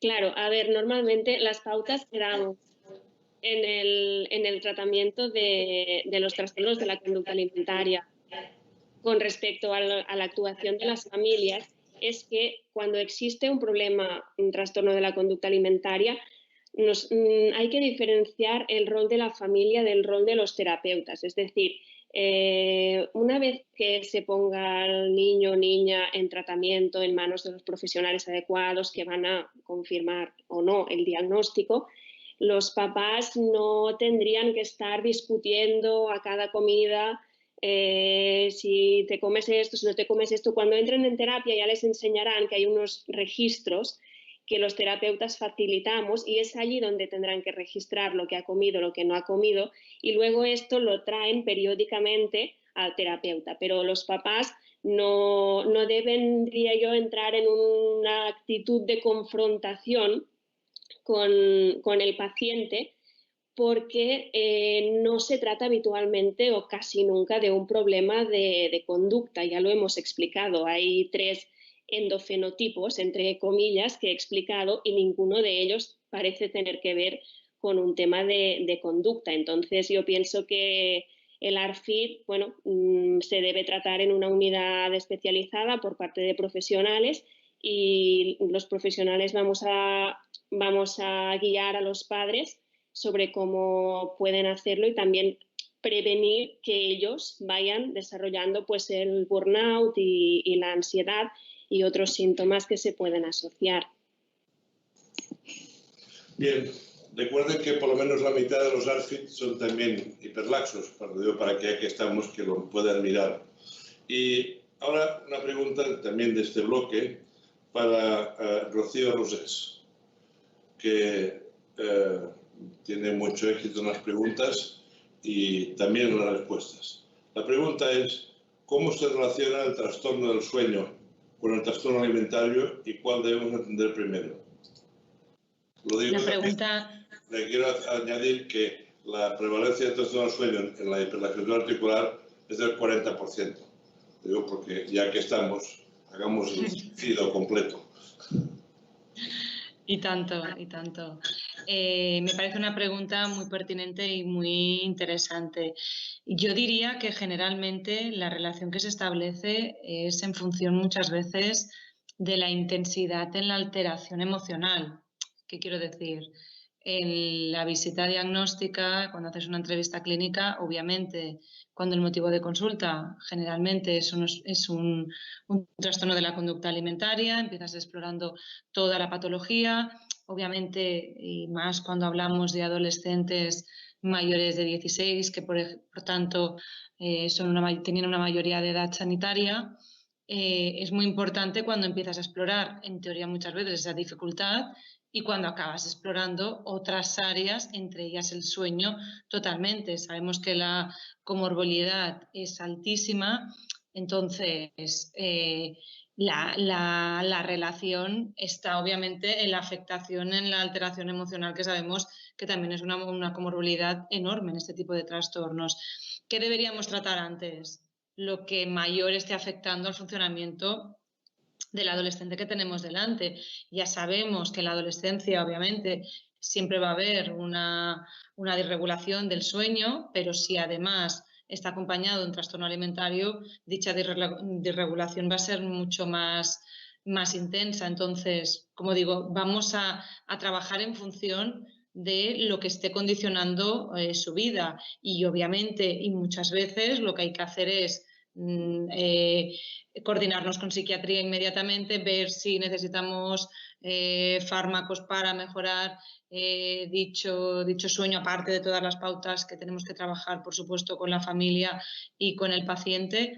Pero yo diría que no hay siempre un orden establecido, porque depende de cada caso, pero sobre todo de la intensidad. Lo que sí que me viene a la cabeza, y esto me gustaría destacarlo, como muchas veces, ¿no? Como decía, empiezas explorando lo que sería psicopatología más vinculada solamente con la parte alimentaria, pero cuando sales un poquito y entonces exploras, ¿no?, sintomatología más vinculada con el estado anímico, cómo está durmiendo, yo me encuentro muchas veces allí ya es cuando los adolescentes, en el fondo, conectas con ellos y al final lo que le acabas diciendo es, lo que está claro es que tú estás sufriendo y eso lo tienen clarísimo. Y ahí yo creo que es más fácil incluso que tengan más conciencia de enfermedad para esos trastornos que no para los trastornos de la conducta alimentaria, como bien sabemos. No sé si me explico. Y eso también puede ser un punto, ¿no?, para conectar con ellos y para decir, ok, estás sufriendo en este área, en este área y en este área. Obviamente sabemos que la manifestación conductual muchas veces más intensa o que sobre todo va a preocupar más a los padres va a ser por ya sean por atracones, por restricciones severas, por el problema que sea. Pero sobre todo yo creo que ahí es cuando ellos también, bueno, ya estás utilizando también esa entrevista para empezar a trabajar el insight tan necesario para poder luego trabajar a nivel terapéutico, porque entonces ya ellos empiezan, yo creo, como a encajar el puzzle y decir, uy, esto de, como comentaba antes, ¿no?, de contar calorías con una aplicación parece que me está repercutiendo aquí, aquí, aquí, aquí, y yo creo que también eso les sirve mucho de nexo. Entonces, yo personalmente me ha venido, por ejemplo, muchas de las entrevistas que hago a diario y cómo ahí es una parte donde yo creo que ellos sí que tienen muy claro si duermen bien, si no, a nivel emocional cómo están. Entonces, yo creo que nos sirve mucho, como digo, para, sobre todo, que empiecen a trabajar conciencia de enfermedad. Muchas gracias por la extensa respuesta que ha aclarado las cosas. Tengo una pregunta para Esther Lasso, también en esta línea. La pregunta es, ¿se puede tratar la neofobia alimentaria en casa o tengo que consultar al psicólogo? O las dos cosas. Hola, ¿se me escucha bien? Sí. Bueno. A ver, es movida, pero se oye. Sí. La neofobia es aconsejable consultar con un profesional porque requiere de una terapia que, aunque no hayamos llegado al nivel de patología, ya requiere una terapia que es concreta. La terapia de la exposición, la terapia emocional, que una familia por sí sola no la va a poder desarrollar. Ahora, esa intervención sí que la harán las familias.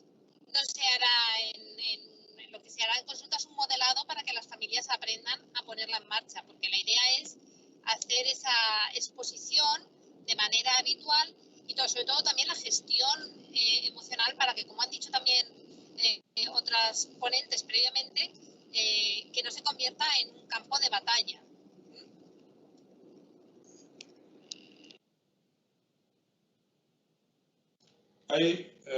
Tengo una pregunta un poco especial. Me acaba de escribir una madre que lo que le pasa a su hija. Y esto, les voy a leer alguno de lo que ha dicho, ha sido hace 5 minutos. Y esto nos lleva al planteamiento de cuáles son los criterios de ingreso. Les diré lo que dice la madre de la hija. Es una nota en la cual dice: motivos por los que quiero desaparecer. No puedo más con todo esto. Siento que a mi novio le importo poco y que no me lo merezco por como soy. Dejaré de ser un estorbo para mí y para la familia y podrán vivir felices. Tendré tranquilidad. El cuerpo gordo que tengo ahora no me permite disfrutar. Le aseguro que es una niña extremadamente delgada, ¿no? Pero fíjese que dice el cuerpo gordo. Y así, me encanta sentir dolor para no sentir mi propio dolor. Por eso me autolesiono o hago la técnica del hielo. Pero me gusta que deje marca para recordarme lo patética que soy y lo poco que me esfuerzo con mi objetivo de bajar de peso. Tal vez en otra vida podré ser feliz, pero esta vida lo dudo mucho. Esto es una realidad que tendré que contestar esta noche. Pero quizá viene bien para que podamos, algunas de los que han presentado, por supuesto a todos los es, pero si alguna otra quiere contestar, para ver cuáles son los criterios de ingreso, que este puede ser uno, por ejemplo, ¿no? Y quizá pues, sea útil para los que nos escuchan que hablemos de los criterios de ingreso y así de paso poder contestar mejor yo a esta madre.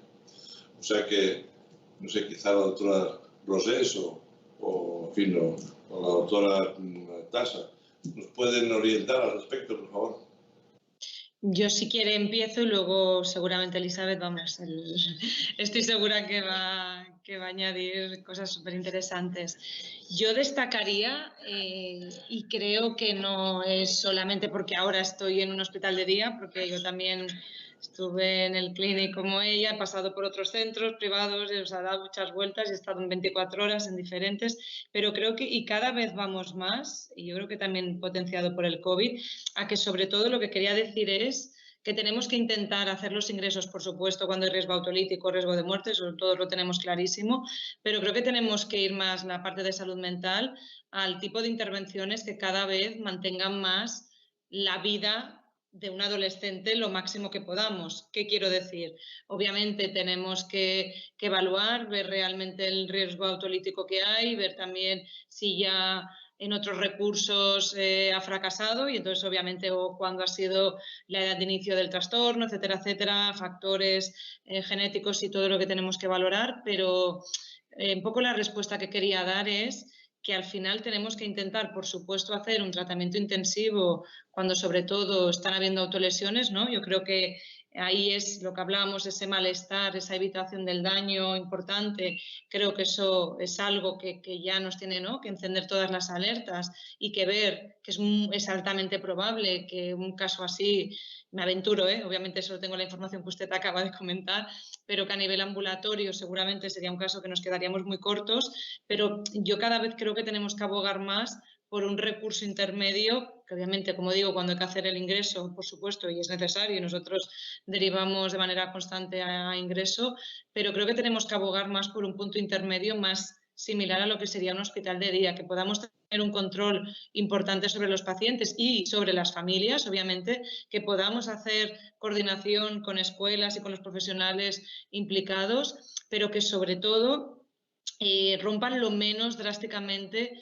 la vida de que al final no dejamos de que son chavales, o sea, que necesitan estar en el colegio, que necesitan lo máximo que, ¿no?, la patología les deje. Entonces, bueno, y un poco creo que cada vez más, y en eso Elizabeth lo sabrá mucho mejor, cada vez más está, ¿no?, la atención también, la hospitalización domiciliaria. Yo creo que cada vez vamos más en la línea de no solamente que hayan centros, sino que también los profesionales nos podamos desplazar y que sobre todo utilicemos los recursos de la manera más eficiente posible. Con esto lo que quiero decir es que la idea tradicional que tenemos siempre de ingreso psiquiátrico, contención al máximo, creo que es una idea que cada vez va a quedar más desfasada. No sé si he dicho los criterios diagnósticos o lo he confundido un poquito más.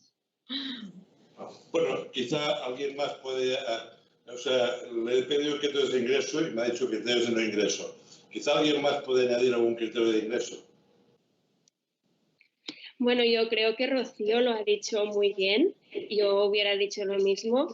Yo quizá cuando en mi ponencia he hablado de los criterios de ingreso del ARFID, que he comentado que no son muy diferentes de los criterios de ingreso de cualquier otro TCA, me refería a los criterios de ingreso en agudos.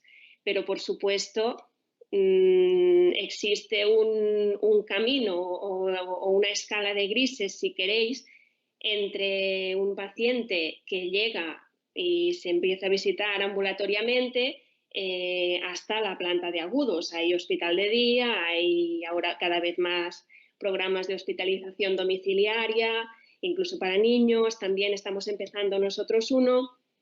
Y todos estos recursos, los recursos online, como muy bien ha explicado antes Rocío, también se tienen que explotar para poder, porque para poder llegar a más chicos y chicas, pues suponen sin duda un valor muy importante, ¿no? Y más en los tiempos que corren.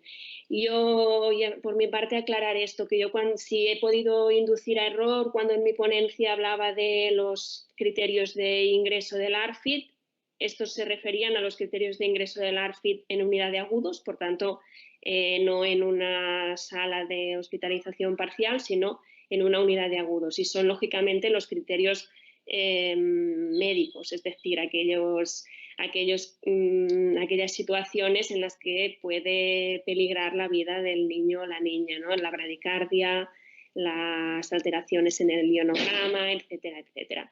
La ideación suicida o el riesgo suicida autolítico no lo había puesto porque estaba hablando de la parte nutricional, pero por supuestísimo, si un chico o chica con ARFID pues llega con ideación autolítica porque tiene una gran vivencia de malestar, que suele pasar sobre todo en el segundo subtipo que he explicado, que es el sensitive, pues por supuesto que también sería criterio de ingreso.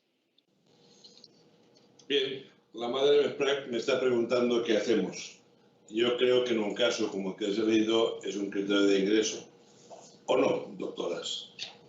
¿Qué le digo a la madre? Ya que estamos en vivo, con un caso práctico real, ¿no les parece que es un tema para ingresar? Esta chica lleva 4 meses en varios hospitales de día de Barcelona, que seguro que ustedes conocen y que tal vez conocen. Pero esto es la evolución que está siguiendo y, por lo tanto, pues no ha sido posible y ha habido, en fin, ha cambiado 2 veces de hospital de día. Y ahora me encuentro con esto, que hacía 15 días que no tenía noticias y me encuentro con esto. ¿No les parece que es un criterio de ingreso? Y si me dicen que sí, les preguntaré dónde. A mi parecer... Empieza tú, Elizabeth. No, digo, a mi parecer esta chica lo que tiene es un criterio para acudir a urgencias y que se valore esta ideación autolítica. A partir de aquí, pues ya decidirán los psiquiatras que la atiendan si está de ingreso o si puede seguirse el tratamiento actual o modificado, pero sin duda cuando hay una verbalización, ¿no?, de una ideación autolítica y sin conocer a la paciente, es decir, que no somos sus psiquiatras, el consejo sería acudir a urgencias de psiquiatría. ¿Le parece igual? Entonces, ¿estamos de acuerdo? Totalmente.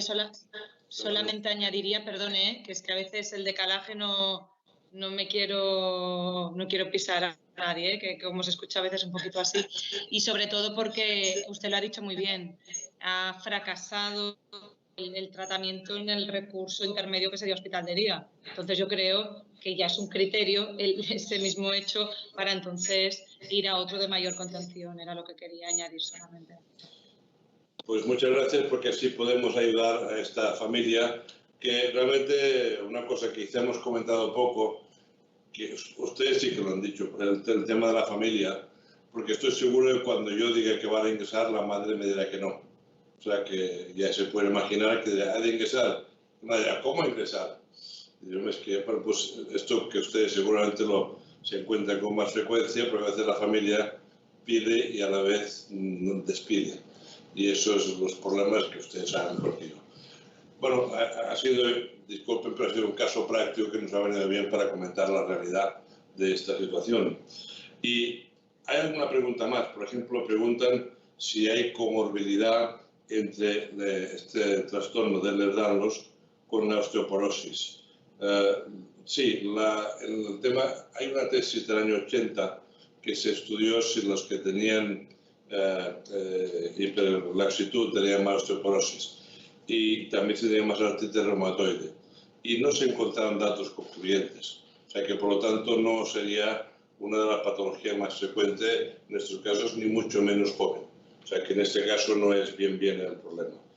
En cambio, en el tema del trastorno de la alimentación sí hay, porque como bien habéis explicado, pues hay problemas a veces nutricionales que ponen realmente en riesgo el metabolismo.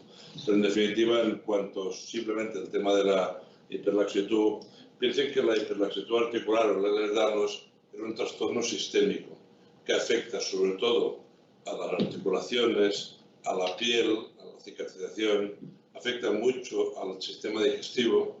O sea, la prevalencia de problemas digestivos funcionales o no, probablemente estos que mal llamados funcionales, es casi el 70%. Hay problemas también de tipo vascular, hay problemas en el equilibrio, hay problemas en la temporomandibular y hay dolores, como muy bien la doctora Baeza ha explicado. O sea, que es un trastorno que es multisistémico y que a veces uno tiene que hacer un repertorio y mirar todo el espectro de lo que ocurre. Y concretamente en el tema alimentación, pues lo que les comentaba, que hay que valorar bien que tiene una percepción aumentada del cuerpo, lo cual, claro, que uno note, que cuando esto fue un gran estudio de Inglaterra, por ejemplo, la prueba que hacían es si uno podía notarse el latido cardíaco sin tomarse el pulso. En estos casos era muy frecuente que pudieran, cosa que en general no es tan fácil, ¿no? Y maniobras de ese tipo. O sea que la percepción corporal es mayor y, por tanto, cuando uno tiene que probar, o sea, tiene más ascos, tiene más dificultades. Y, por tanto, claro, esto es un aspecto que es, incluso hay un caso publicado, falsa anorexia en un caso de laxitud.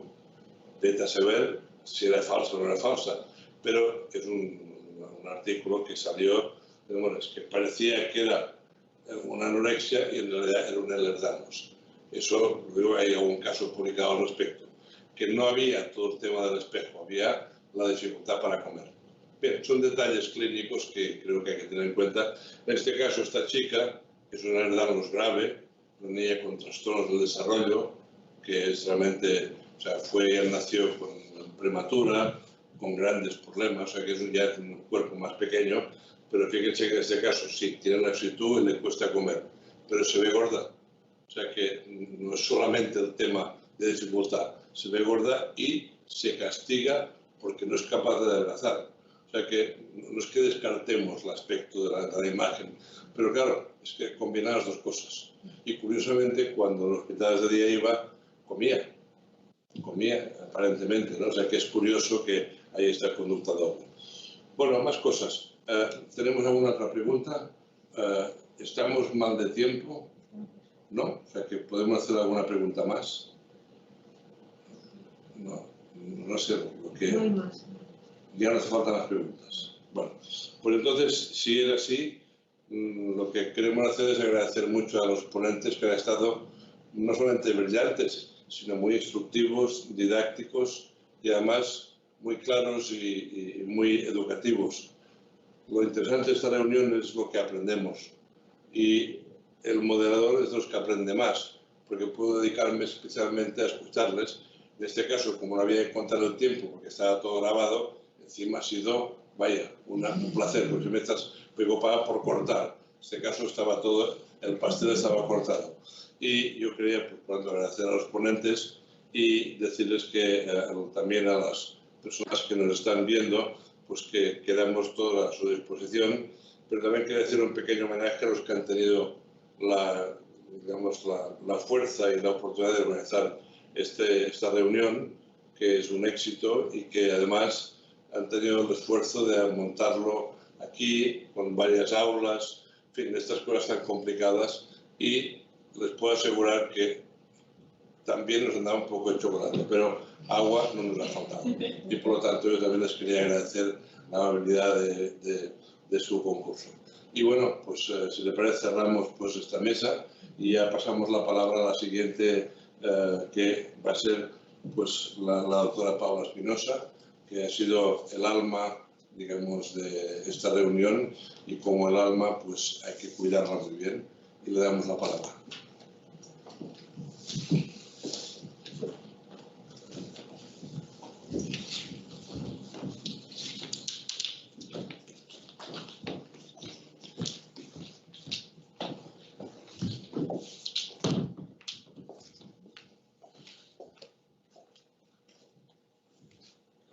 Bueno, muy buenas tardes a todos y a todas y también buenas noches, ¿no? Hemos llegado al final del segundo foro de salud alimentaria en sintonía con el cuerpo. Queremos agradecer a más de las 600 personas que se han inscrito para este evento y a las que se han podido conectar, ¿no?, en estos horarios de trabajo, y a todos los que han podido participar haciéndonos interesantes preguntas. La verdad es que ha sido magnífico poder conectarnos con gente de diferentes partes del mundo y también poder dialogar con expertos, investigadores y profesionales de alto nivel que están en los campos clínicos. Hemos sacado conclusiones muy importantes y reflexiones interesantes respecto a la prevención, a la promoción de salud, y especialmente este tercer bloque, aclarar cosas que están ocurriendo, ¿no?, con nuestras familias, con nuestros hijos, hijas, y cómo podemos tratar, prevenir o hacer una detección precoz de problemas que si se prolongan pueden ser realmente muy complejos, ¿no? Quiero agradecer especialmente al grupo de la Universidad Olmeca, a todos los técnicos que con su profesionalismo han podido hacer posible este evento, a todas las personas también que han trabajado en nuestro equipo desde aquí de la Universidad Autónoma, y al equipo de la Red Iberoamericana de Mercadotecnia en Salud, dirigida por el doctor Eberto Prieto. Ellos serán quienes cogerán el relevo del tercer foro de salud alimentaria. Esperamos verles a todos y a todas. Creemos que estamos haciendo un trabajo muy importante para hacer divulgación y hacer cambios importantes en nuestra sociedad. Muchísimas gracias.